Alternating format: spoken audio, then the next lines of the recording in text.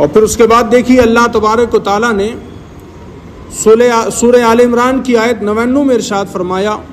قُلْ يَا أَهْلَ الْكِتَابِ لِمَ تَصُدُّونَ عَن سَبِيلِ اللَّهِ، تم فرماؤ اے اہل کتاب، تم ایمان لانے والوں کو اللہ کے راستے سے کیوں روکتے ہو؟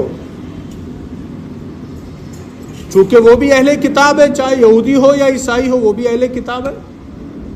تو اللہ کے رسول سے کہا اللہ نے کہ آپ ان سے کہہ دیجئے کہ لِمَ تَصُدُّونَ عَن سَبِيلِ اللَّهِ، تم اللہ کے راستے میں چلنے والوں کو کیوں روکتے ہو؟ اس سے مراد یہ ہے کہ جو لوگ کلمہ پڑھ کر مسلمان ہو جاتے تھے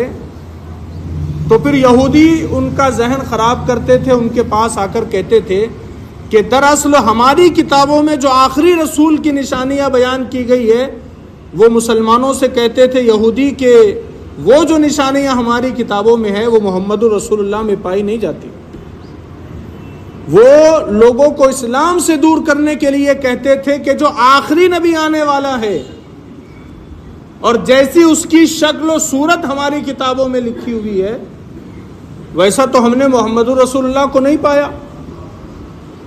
اور اس طرح وہ بہکاتے تھے لوگوں کو کہ تم جو ہے تو ان کا کلمہ مت پڑھو، اسلام کو چھوڑ دو، ابھی آخری رسول آنے والے ہیں، یہ وہ رسول نہیں ہے جس کا ذکر ہماری کتابوں میں ہے۔ تو اللہ نے فرمایا کہ اے یہ اہل کتاب، تم اللہ کے راستے سے ایمان لانے والوں کو کیوں روکتے ہو؟ پھر آگے کہا من آمن تبغونها عوجا وانتم شہداء، تم اس میں بھی ٹیڑھا پن چاہتے ہو حالانکہ تم خود اس پر گواہ ہو، اس میں بھی ٹیڑھا پن چاہتے ہو حالانکہ تم خود اس پر گواہ ہو۔ یعنی کہ اگر کوئی مسلمان ہو جائے، اگر کوئی کلمہ پڑھ کر ایمان والا بن جائے تو تم اس میں بھی ٹیڑھا پن لانے کی کوشش کرتے ہو، اس میں بھی کیڑے نکالنے کی کوشش کرتے ہو، یہ ویسا نہیں ہے، یہ ایسا نہیں ہے، یہ ویسا نہیں ہے، حالانکہ تم خود اس پر گواہ ہو۔ اس لیے کہ نبی کے آنے سے پہلے یہودی اور عیسائی تو خود کہا کرتے تھے کہ آخری رسول آنے والے، وہ خود کہا کرتے تھے کہ جو آخری رسول ہوگا وہ مکے میں پیدا ہوگا اور وہ ہجرت کر کے مدینہ تشریف لے جائے گا، وہ خود کہتے تھے کہ جو آخری رسول تشریف لائے گا وہ صادق ہوگا، امین ہوگا، سچا ہوگا، وہ خود کہتے تھے۔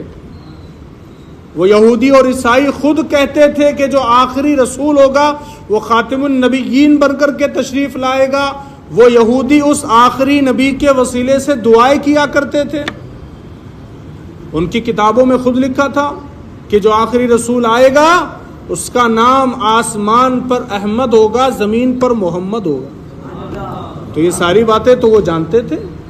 تو اللہ فرماتا ہے من آمن تبغونها عوجا وانتم شہداء،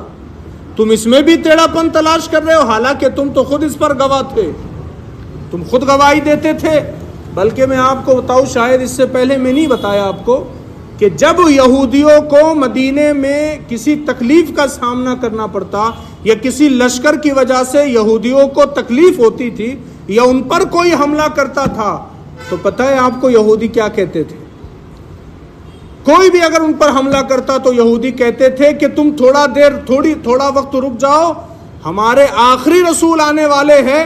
پھر ہم ان کے ساتھ مل کر تم کو بتائیں گے۔ یہ دھمکیاں دیتے تھے لوگوں کو ہمارے نبی علیہ السلام کا نام لے کر، لیکن جب وہ رسول تشریف لائے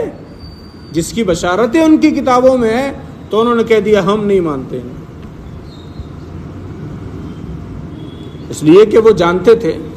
کہ اگر ہم نے ان کو رسول مانا تو پھر تو ہماری چودراہٹ ختم ہو جائیں گی، پھر ہم کو کوئی پوچھے گا نہیں، ہم کو تو کوئی نذرانے نہیں لا کر کے دے گا، پھر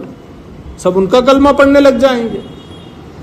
تو اللہ نے فرمایا کہ تم تو گواہ تھے اس پر۔ پھر کہا وَمَا اللَّهُ بِغَافِلٍ عَمَّا تَعْمَلُونَ، اور اللہ تمہارے اعمال سے بے خبر نہیں، اللہ جانتا ہے تمہارے اعمال، جو کچھ تم کرتے ہو